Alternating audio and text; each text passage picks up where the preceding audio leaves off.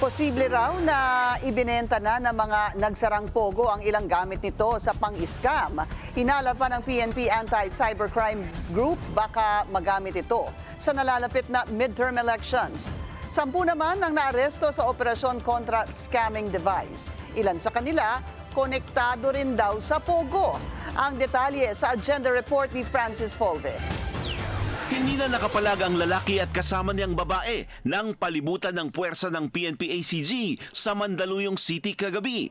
Nagbebenta sila ng SIM modem pool na pwedeng lagyan ng iba't ibang SIM at magamit ng sabay-sabay. Pero di nila alam na mga pulis pala ang katransaksyon. Nauna rito, 8 rin ang nasukol ng mga pulis sa entrapment operation sa Pasig. Laban naman sa mga nagbebenta ng signal jammer. Nabisto ang modus ng grupo sa pinaigting na cyber patrolling ng PNP-ACG. Nakuha sa kanila ang mahigit 20 antena ng signal jammer device. Naibebenta ito mula 15 hanggang higit 50,000 pesos. Ayon kay PNP Anti-Cybercrime Group Director Bernard Yang, magagamit ito sa iba't ibang klaseng scam, gaya ng mass SMS phishing o smishing, fake voice calling o phishing, one-time PIN o OTP interception, account takeover at SIM rotation. Maaari din daw itong magamit sa money laundering o fraud. Pwede siya magamit to text blast at magpadala ng iba-ibang link para yung mga unsuspecting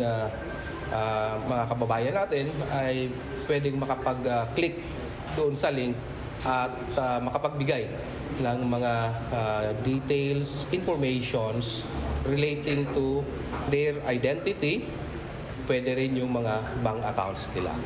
So, ganun po delikado itong mga machines na seize natin kagabi. Dagdag niyang, napag-alaman nila na isa sa 10 nadakip ay dating elektrisan sa isang gusali na nag-o-operate ng pogo. Agents at reseller naman ang iba pa. Binibili raw nila ang mga scamming device mula sa mga ipinasarang pogo at muling ibinebenta sa mas mataas na halaga. Ito binibili rin nila.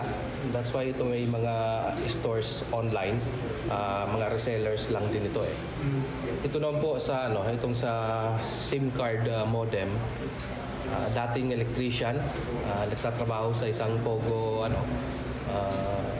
galing naman ulit sa Pogo operations at yung suspect dito ay isang electrician doon. Bukod sa scamming activities, pinangangambahan din ng PNP-ACG na magagamit ang mga ito sa nalalapit na eleksyon.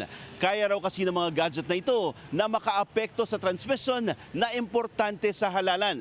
Kaya naman mas paiigtingin ng PNP-ACG ang kanilang cyber patrolling para maiwasan ito.